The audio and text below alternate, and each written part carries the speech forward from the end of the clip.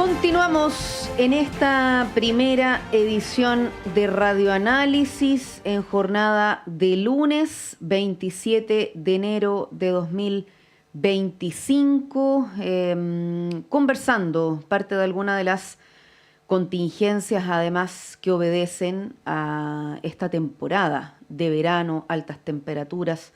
Sabemos en todo caso que esas delimitaciones a veces no son tales, considerando algunas consecuencias en el clima, por lo tanto, protocolos, trabajo de instituciones, que además mucha de esa labor tiene que ver con la prevención, se trabaja, bueno, durante todo el año, pero en particular sabemos hay algunas situaciones de emergencia en Nogales, por ejemplo, en la región de Valparaíso, también en la región del Maule.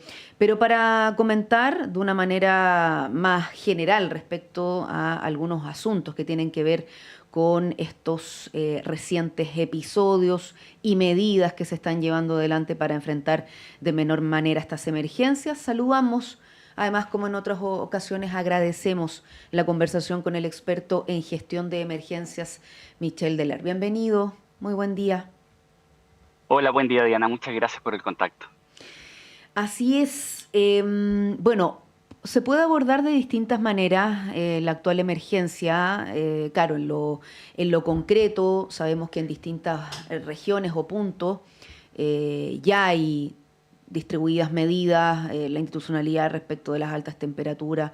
Citaba yo algunos casos más recientes de las alertas en incendios forestales.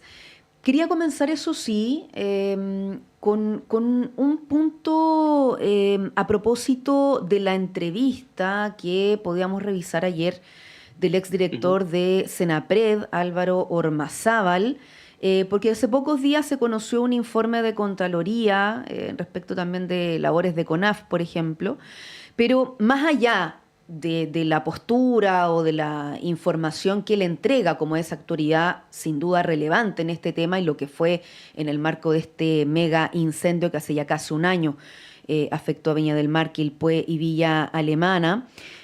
Claro, se da cuenta de una investigación que lleva adelante la Fiscalía, responsabilidades que todavía están abiertas y ahí rescato alguna de sus menciones, más allá lo digo la versión de él, sino que el punto de que al paso del tiempo de emergencias como la envergadura de lo acontecido el año pasado, algunas de estas responsabilidades quizás no están aclaradas y que algunos cargos dentro de CONAF, por ejemplo, puedan estar relacionadas con esas responsabilidades y que hoy sigan activas, y cómo eso enfrenta una nueva temporada como esta al momento de tomar decisiones claves oportunas.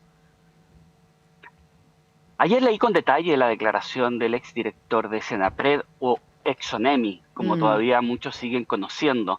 La verdad es que no deja de llamarme la atención. Si bien es cierto, coincido desde el punto de vista de la necesidad de establecer responsabilidades que van más allá de la arista penal. Estamos hablando de las responsabilidades básicamente políticas, de gestión, de mando, que no necesariamente derivan en una responsabilidad en el futuro de carácter penal, que me parece que es algo que somos bastante lentos para determinar.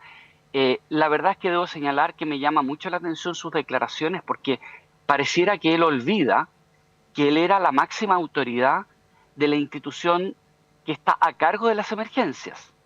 Y por lo tanto, cuando él hace críticas implícitas al manejo de la emergencia, como fue, por ejemplo, la falta de integración, es algo sobre lo cual esa institución que él dirigía debía velar.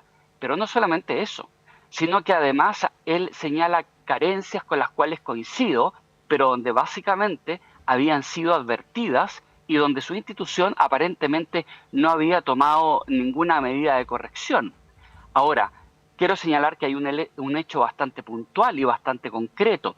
Cuando él critica que CONAF no habría informado a Senapred sobre la situación y evolución del incendio, eso es algo que a mí me llama profundamente la atención, porque uno podría concluir básicamente que Senapred no estaba presente en el puesto de mando y que el puesto de mando hace ya muchísimos años en el mundo se le llama también no solamente un mando unificado, que técnicamente tiene que ver con la estructura de mando más básicamente. Una persona reporta a un supervisor, una jefatura determinada, sino que un mando integrado, donde se establece un mando interinstitucional. Y eso, la verdad, es que me sorprende muchísimo, porque aquí no es tan fácil desligar responsabilidades y transferirse a otra institución.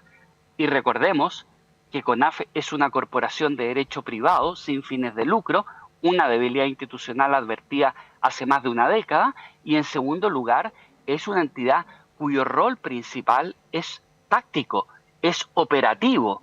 Y aquí la institución máxima del Estado, y por esa misma razón depende de la Subsecretaría del Interior, es el servicio denominado SENAPRED o ex-ONEMI. Entonces me llama muchísimo la atención porque pareciera que él no hace ningún mea culpa y no lo ha hecho hasta el día de hoy.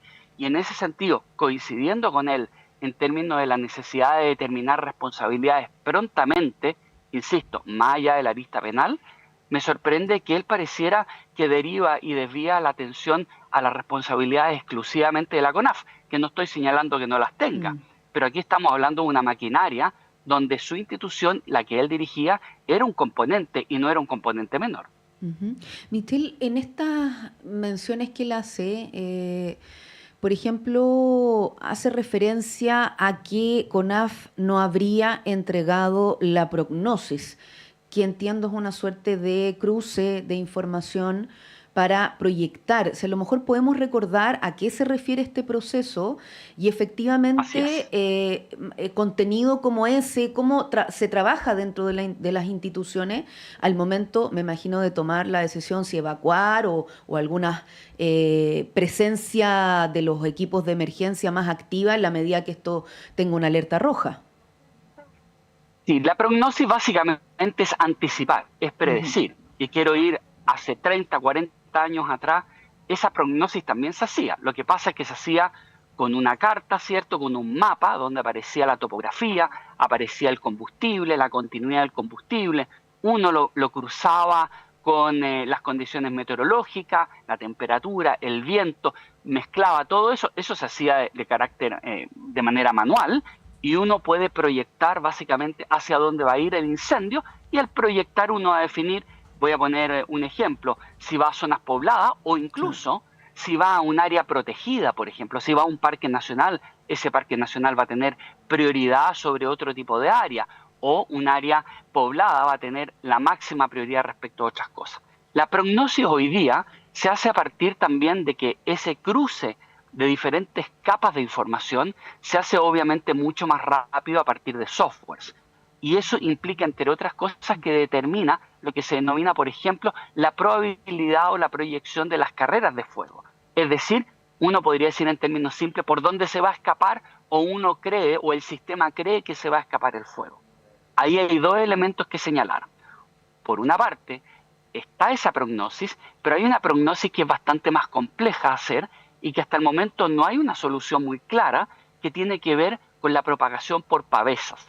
Porque básicamente cuando se generan gran cantidad de pavesas, la proyección o la propagación del incendio puede ser en múltiples direcciones, y como es una propagación que es aérea, estas chispitas que vuelan por el aire, la verdad es que es mucho más complejo, y lo hemos visto básicamente en California, lo vimos el año 2009 en básicamente Australia, pero también lo vimos el año pasado, donde a diferencia del año pasado, la prognosis estaba bastante clara desde las 2 de la tarde, cuando veíamos unas condiciones meteorológicas muy marcadas, y de hecho en fuentes abiertas como canales de televisión, por ejemplo, uno podía ver, y también si uno accedía a eso, podía ver imágenes satelitales que mostraban claramente cómo la pluma de humo estaba concentrada principalmente hacia Viña del Mar.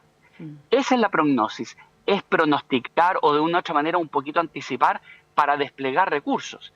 Ahí tenemos un problema. Aparentemente, según los antecedentes que van hasta el momento, habían problemas con el software, habrían problemas de licencia, etc. Y en segundo lugar, había un problema también de comunicación con SENAPRED. Pero ahí vuelvo a lo mismo.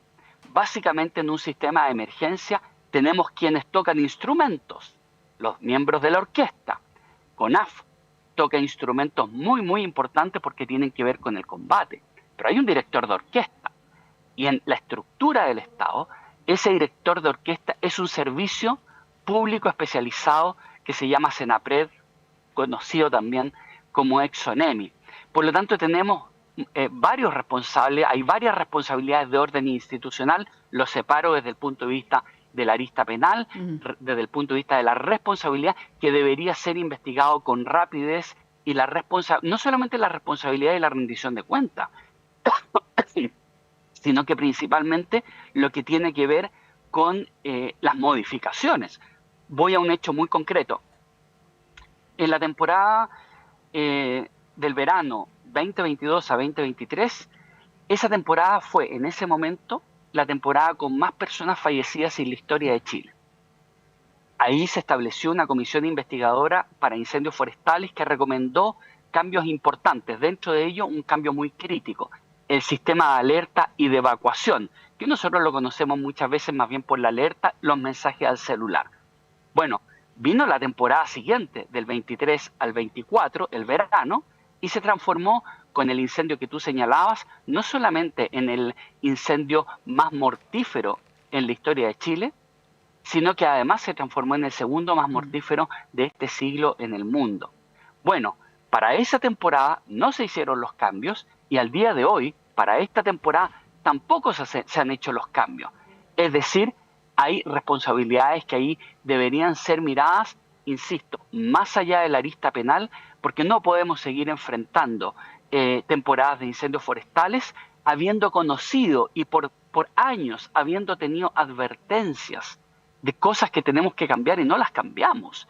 Yo me pregunto, frente a la trágica situación que ocurrió ya casi hace un año y que vamos a recordar con tristeza en unos días más, el 2 de febrero, ¿cuántas personas fallecidas necesitamos para que Chile haga cambios que han sido advertidos? Porque, insisto, no estamos hablando aquí de pedir lo imposible.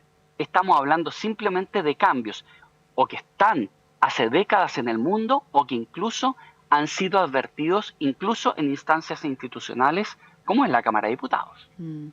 Bueno, con eso efectivamente datos históricos de contexto, algunos de ellos bien lamentables por el impacto en vidas, bueno, además de las viviendas, el cotidiano, reservas, fauna, flora, bueno. Hay una serie de aristas al momento de luego darse cuenta de los impactos cuando una emergencia no se ponen todas las herramientas disponibles o las instituciones en definitiva. Y ahí, con esos datos, con esta nueva institucionalidad como es Senapred, Exonemi, hace algunas semanas, por ejemplo, el gobernador, ¿cierto?, de la región metropolitana, Claudio Rego, decía se conjugan altas temperaturas, escasa humedad, fuertes vientos, en el caso de la región metropolitana. Y hay números que hablaban ya a inicios de este enero de que acá en la región metropolitana se habla de un aumento de un 83% de incendios respecto a la temporada anterior, alcanzando 434, pero se hacía el detalle de la cantidad de superficie afectada. Decía que era un 6% menos que la temporada pasada.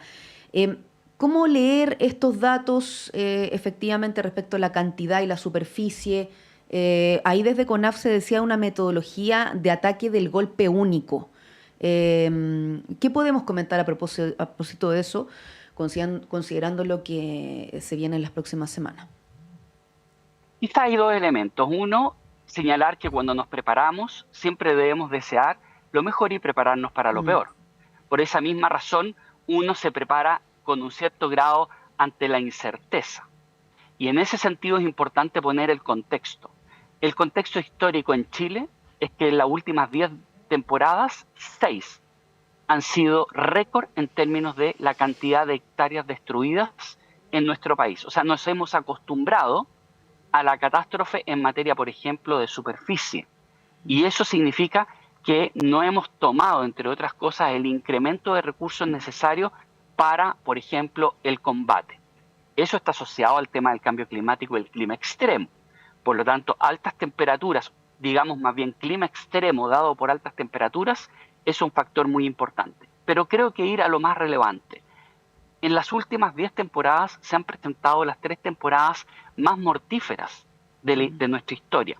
Por lo tanto, tenemos indicadores suficientes como para decir que aquí deberíamos haber dado un salto significativo. La verdad es que cuántico, realmente importante en materia de preparación para el combate, insisto, preparándonos siempre ante lo incierto. Entonces, cuando llegamos a esta temporada, nos damos cuenta que esa falta de preparación hace que, como ha sido en la última década prácticamente, estemos dependiendo mucho de las características meteorológicas, y esas características o esas condiciones no las manejamos. Y por lo tanto, básicamente hoy día, en mi opinión, todavía estamos con una superficie relativamente razonable, baja, pero no nos olvidemos, llevamos 4 personas fallecidas. La verdad es que principalmente porque aún no hemos visto estas olas de calor extremas o estos días de temperatura extremos. Recién esta semana hemos estado viendo algo más complejo, pero básicamente estamos dependiendo y estamos dejando esto muy a manos de una condición que nosotros no manejamos, y eso es sumamente complicado. Ahora, en materia del aumento de los incendios forestales, no solamente en materia de la región metropolitana, a nivel nacional estamos en este momento con una cantidad de incendios que supera respecto al año pasado alrededor del 15%. La verdad es que creo que principalmente ahí hay un tema de falta de comprensión del Estado en términos de preparación comunitaria, puesto que hemos tendido a criminalizar el origen y causa. Y para eso un dato: solo el 35% de los incendios en Chile es generado por una acción delictual, es decir, por intencionalidad. Es decir, tenemos más de un 60% de incendios que corresponden al mundo social, corresponden al mundo político, al mundo institucional no judicial, que debe establecer medidas de preparación, de información a la comunidad. Hoy día hemos entrado en una dinámica bien compleja de criminalizar actividades que son propias del mundo rural, como tiene que ver con el trabajo con la tierra y ciertas herramientas. El tema de esta política de la faena cero es viable para grandes empresas, pero tenemos que establecer medidas y recomendaciones que estén con el mundo real, donde básicamente el campesino de esa actividad cotidiana en el campo es gracias a la cual subsiste. Y por lo tanto me parece que hay mucho discurso que está guiado más bien por el titular, por lo que parecería a la mayoría de la gente políticamente correcto, pero que no conversa con el mundo real. En materia del ataque y básicamente el golpe único, es una estrategia que lo que busca es responder de manera rápida, contundente y precisa en el primer golpe, es decir, cuando se inicia el incendio, lo más pronto al inicio del incendio. Lo complejo de eso es que básicamente ese golpe único, si uno no tiene la logística suficiente, se ve sumamente amenazado. ¿Y cómo lo hago? Lo quiero señalar ahora, es que básicamente estamos con poca cantidad de incendios simultáneos, pero si aumentara la simultaneidad de incendios, esa simultaneidad de incendios estuviera asociada a incendios de rápida propagación, no sería extraño que probablemente aumentaría significativamente la posibilidad de entrar en un quiebre de stock de recursos. Es decir, nos faltarían recursos para ese combate más agresivo. Y eso me parece que es complicado porque básicamente, insisto, el anuncio de este año fue solamente un incremento de 4 aeronaves. Y eso, a la luz de las cifras que yo entregaba, resulta totalmente insuficiente. Y en segundo lugar, no tenemos combate aéreo nocturno. Y sabemos que los incendios no descansan. El incendio de San Javier, en la región del Maule que tú señalabas, cerró el primer día con 500 hectáreas destruidas. Pero al otro día, a las 10 de la mañana, el reporte de CONAF era de 1.200 hectáreas. La propagación en la noche fue muy importante. El tema es que tuvimos, lamentablemente, hay que decir esta palabra, pero no hay que considerarlo algo bueno. Algo bueno, tuvimos suerte básicamente de que esa propagación no fuese sobre zonas ampliamente pobladas. Pero no tenemos combate aéreo nocturno que es lo que hemos visto muy fuerte, por ejemplo, en el caso de California, y que a pesar de la destrucción en infraestructura que se ha generado y en superficie, hemos visto para un nivel de alta concentración de población un número de fallecidos que pudo ser significativamente mayor.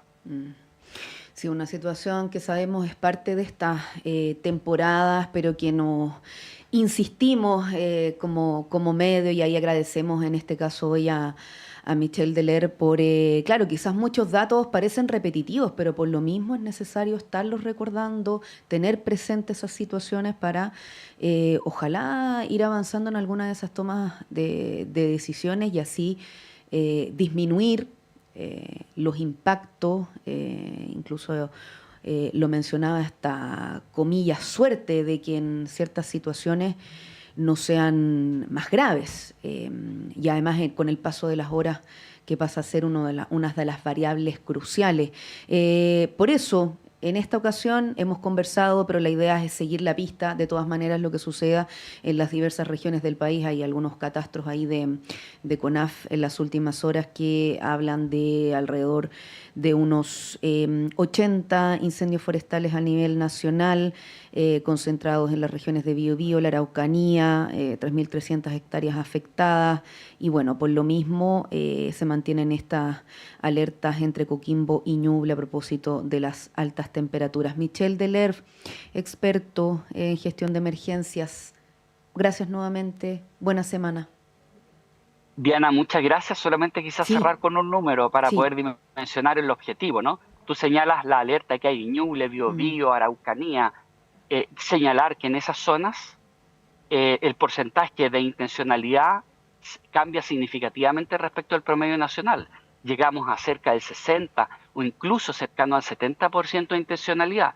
Y eso se relaciona, entre otras cosas, con un tema de violencia rural en esas zonas. Y por lo tanto, también hay que hacerse cargo de esos elementos, eh, incluso más allá de estar responsabilizando a aquel campesino que está quizás tratando de lograr el sustento diario de manera honesta, de manera tranquila, y que bueno, puede tener un accidente, pero aquí tenemos situaciones de seguridad interior que están afectando efectivamente el tema de los incendios y en esas regiones la intencionalidad.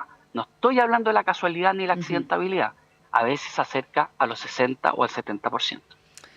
Ojo, ojo con ese dato. Distintas capas a propósito de este tema. Así Michel, es. quedamos en contacto como siempre. Muchas gracias, un gran abrazo, que esté muy bien. Igualmente. 9 de la mañana, 57 minutos. De inmediato nos despedimos también de esta primera edición de Radioanálisis, invitándolas a que siga junto a la programación de Radio Universidad de Chile. A continuación, Semáforo con Antonella Esteves. Gracias al equipo, a Francisco, a Jaime, Tania, ahí el equipo Chile TV, Alexis en redes sociales, Constanza que estuvo temprano. En mi caso, nos reencontramos a las 13 horas. Muy buen día.